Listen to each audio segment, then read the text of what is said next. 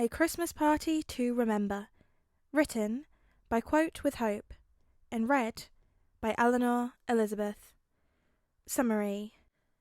"It'll be fun," they said. "They're your classmates. You're all friends," they said.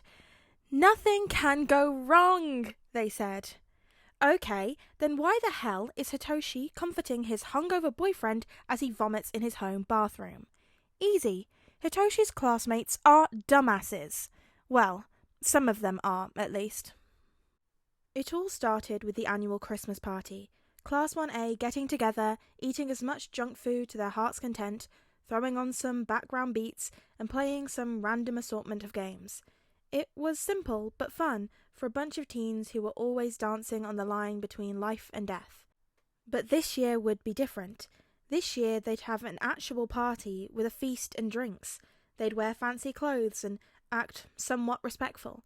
Sato had agreed to cook the meal. The girls would put on the sides and snacks, and the boys had split themselves between decorations and drinks. Now, who in their right mind allowed Denki, Shiro, and Kirishima to go to the store unsupervised, the world may never know. That's a lie. It was Katsuki. But they came back with regular-looking drinks. It was some sodas, a couple of juices, and sparkling cider. At least, they all thought it was sparkling cider. "Come on, Shinzo! It'll be fun, and we'll get to meet the guy!" Mina leaned herself over Hitoshi's shoulders like an overly affectionate house cat. She, along with the other students, had been practically begging him to invite the teen. "I already told you no, and knowing you guys, you'll just make him uncomfortable." He shoved her off as she gave him even sadder puppy eyes. "Please?" Ojiro had looked up from the textbook he had rented from the library. "Shinzo-kun, as much as I hate butting in, she's not gonna stop until you agree." In a melodramatic flair, Hitoshi slumped back in his chair and threw his arms over his eyes. "Ugh, fine. I'll ask, but if he says no, then there's nothing I can do to change his mind, all right?" Looking at him like he just hung the moon and stars, Mina cheered. "Yes! Thank you, Hitoshi!" Rising up from the carpeted floor, she skipped to the kitchen to share the joyous news. Straightening up in his chair, Hitoshi looked at the half-drunk cup of coffee in front of him like it would tell him the answers to the universe. "I'm gonna regret that, aren't I?" Tilting his book towards the teen, Ojiro sighed. "Yep, but it's better to get it over with now than never, right? You know they would have started stalking him at some point." He could think back to when the class had thought he was in a relationship. He still checks for cameras now and again. "I think never would be better than ever having the class knowing I'm in a relationship, not to mention them figuring out where he lives." Heading back to his book, Ojiro said the infamous line, "You're being overdramatic. What's the worst that could happen?" Cheshire Cat, purple heart emoji. "Hey, my class is throwing a Christmas party. Would you like to come? You don't have to, of course, but it would be cool if you did." Energizer Bunny, green heart emoji. "Sure. When is it?"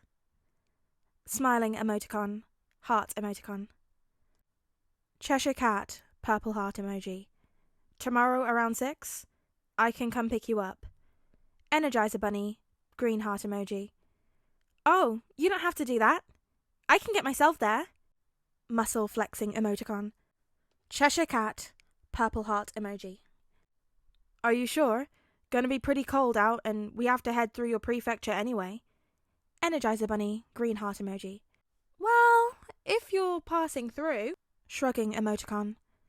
Cheshire Cat, purple heart emoji. "Alright then, see you at 6. Love you, heart emoticon." Energizer Bunny, green heart emoji. "Love you too." Kissing cheek emoticon.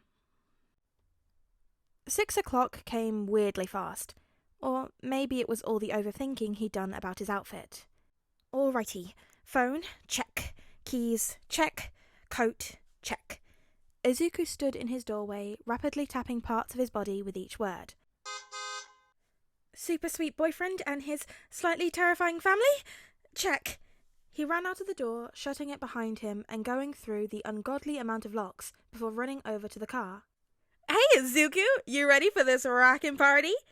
Hisashi leaned back in the driver's seat, becoming much more relaxed. Pops, no one speaks like that anymore, Hitoshi called in a teasing tone. I still talk like that sometimes, Izuku piped up. He had become much more comfortable when it came to conversations with his parents. When you do it, it's cute. Hitoshi stuck a thumb at his father. Him? Not so much. Don't be a downer, listener. I know you're excited. Hisashi continued to try and lighten the mood, unaware that this was probably as light as it was going to be. Aside from hanging out with Eri and Izuku, yeah, I don't think I'm too excited for this. The car came to a halt in front of UA School. Not like you can back out now. We're already here. Getting out and parting their separate ways, Izuku and Hitoshi began to make their way down the freshly shoveled paths until making it to the decked-out dorms. A loud pound of Jingle Bell Rock and conversation could be heard from the porch. The bright lights that covered the lawn and roof were enough to make the two squint. Hey, I want to warn you before we go in. Hitoshi pulled Izuku's arm before he could make it through the door. Toshi, they're just your classmates. It can't be that bad. Izuku brushed off the concerns quickly. You're right, they are my classmates, but... Hitoshi was interrupted by the door wrenching open, almost falling off its hinges. Shinzo! Kirishima pulled him into a hug. His muscle sweater, was extremely scratchy. God damn it, Hitoshi whispered to himself. Are you ready to party your socks off? The sparkle in his eye was enough to rival Aoyama. Sure. Kiri, this is... He was once again cut off by the built redhead. You must be the mystery boyfriend we keep hearing about. Izuku gave a confused head tilt, turning to Hitoshi for clarity, but it's not like he could provide any. Come on in. Mr. Aizawa already dropped off Eri, so she's been hanging out at the snack bar. The two were dragged inside, practically against their will. Hitoshi felt a strong pang of guilt as he watched Izuku become more and more overwhelmed. Raising a waving hand, Kiri got everyone's attention. Yo! The trufflet tree is here! Upon hearing himself be referred to that name twice, Izuku began questioning its meaning. What does that even mean? Is that some kind of code? The crowd cheered at the announcement, some walking over to introduce themselves, while others went back to their activities. A girl dressed in all pink Christmas wear stood out among the group. So, you're the vegetable man Eri keeps talking about. I'm Mina Ashido. Finally, a nickname he understood. I think so. It's nice to meet you. I'm Izuku Midoriya. The others began introducing themselves, each giving Izuku a new name he'll try his best to remember. Nudging his elbow into Hitoshi's side, Denki jokes. Damn, Shinzo. I didn't think you could pull someone this cute, let alone a human. He is promptly battered on the head. I like more than just cats, you know.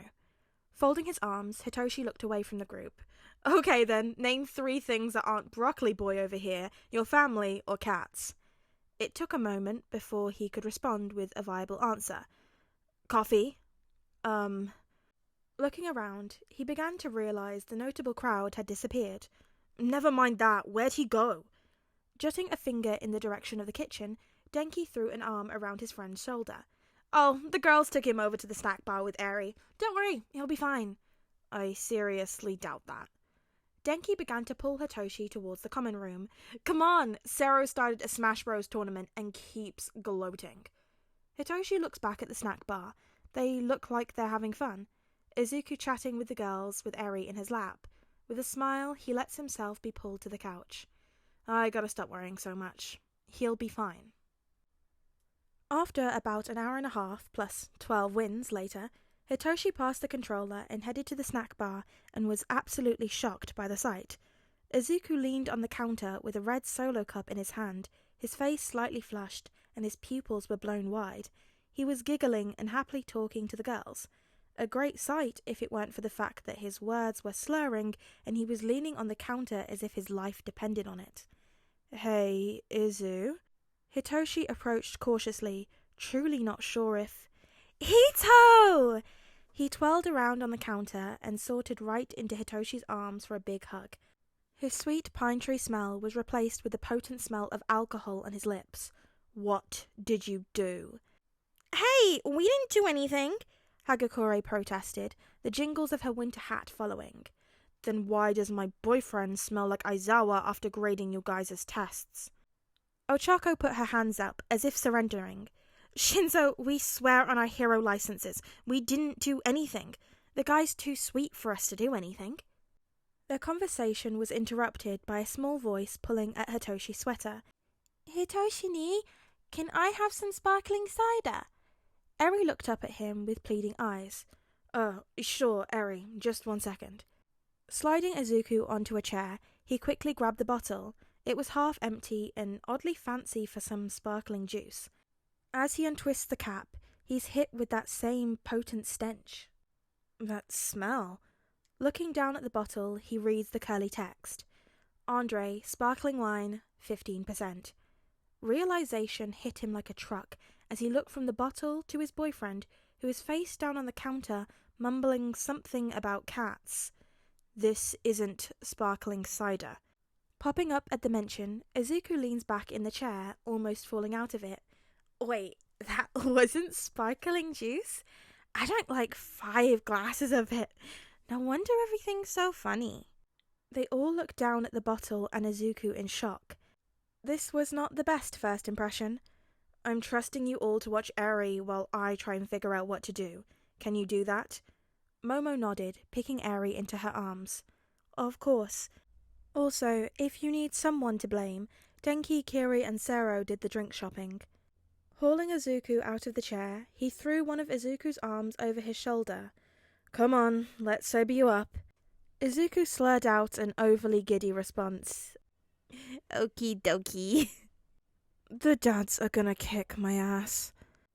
Navigating his way to the door with an extra £100 is a lot harder than Hitoshi expected, especially when the £100 is mumbling incoherently and poking his hair.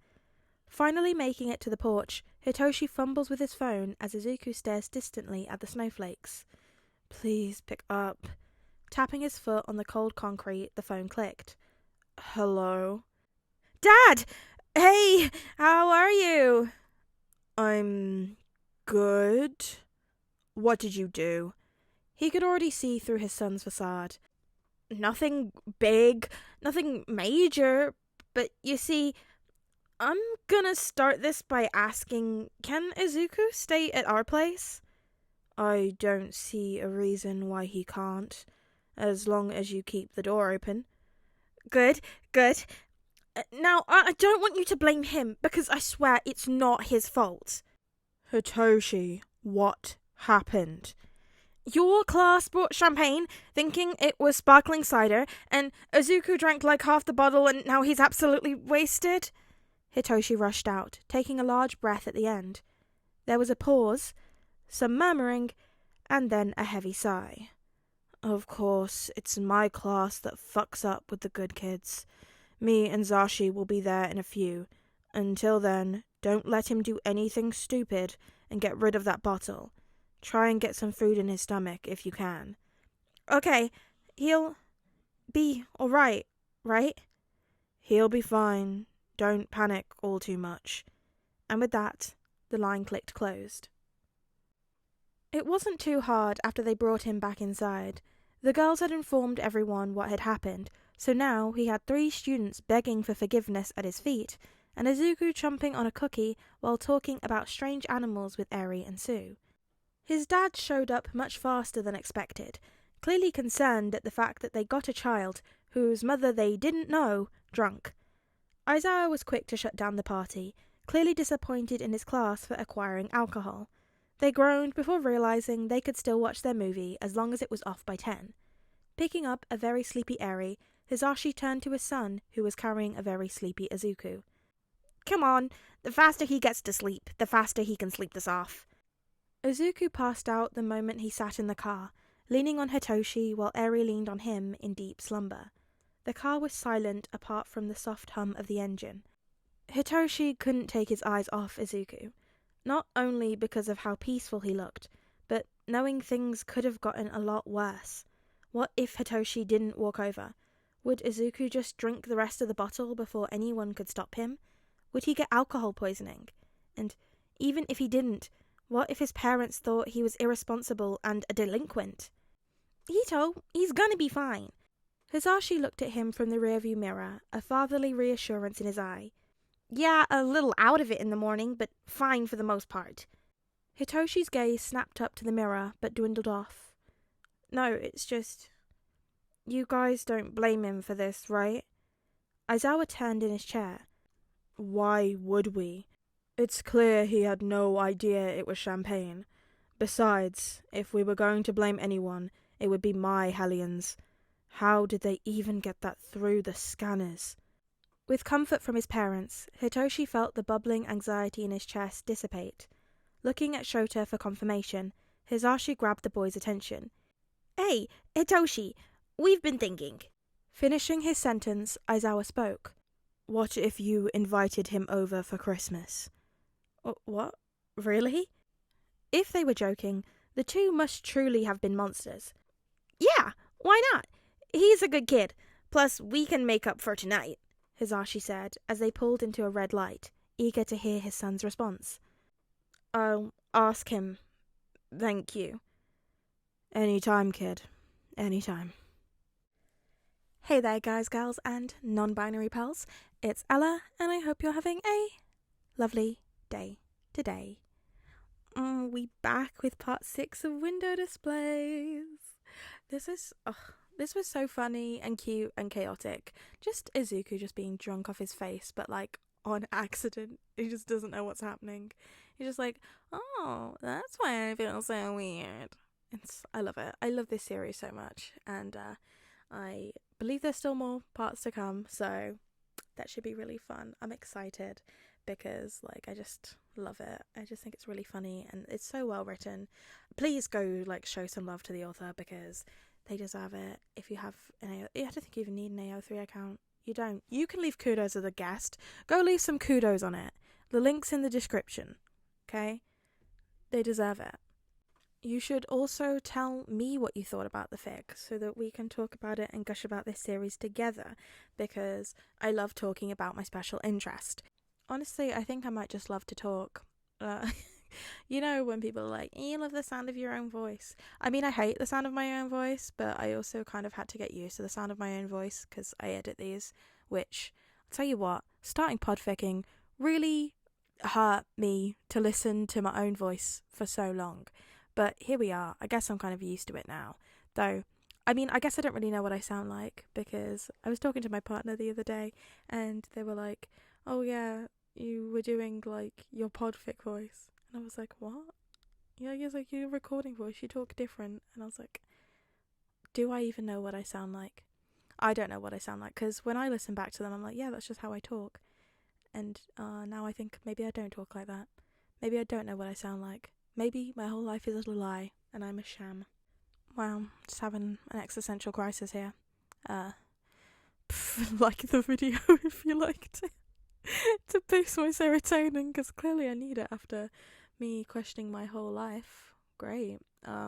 You could also subscribe if you want to be notified whenever I make new videos, which at the moment is every day, but not for much longer. Oh, we're almost at the end. It's what, the 23rd today? Shit, there's only 2 left. Even if I even upload one on Christmas Day, I might only do 24. Who's to say? Is this like an advent calendar? Who knows? We'll see, I guess. Maybe if you're all really nice, I'll upload one on Christmas Day. You could also join the Discord. That's a thing. It's a good time over there. We chat about, we have a good time. If you make podfics, you should definitely join because I'm collecting podfickers over there. I'm in it, Rat Overlord's in it, Cole's in it, Summer of Shadows is in it. If you like podfic or you make podfic, you should get in there. It's a good time. We do like to talk about making podfics, and I'm talking too much. I really should shut up. This is what happens when I record late. I just start rambling, and it's a problem. And you didn't come here to listen to me talk. Well, you came here to listen to me talk, but not about myself. You just came to listen to me read, I guess. Anyway, until I see you again, be sure you're practicing your self-care out there. You better be. In bed on time. And eating your fruit and veg. You need 5 a day. Check them off. Make it through the checklist. There will be a test later, and I'll be asking to see all of your report cards. You should also be drinking water. Like, what is it, 8 cups? A gallon? I don't know how much a gallon is because I'm not American, but water, you better be drinking it, because if you're dehydrated, you're going to die. That's going to happen, because I'm going to kill you. Yeah. You're not even going to die of dehydration, you're going to die of me. You know why? Because this is a threat. I'll catch you guys later. I'm so sorry, this has been so chaotic.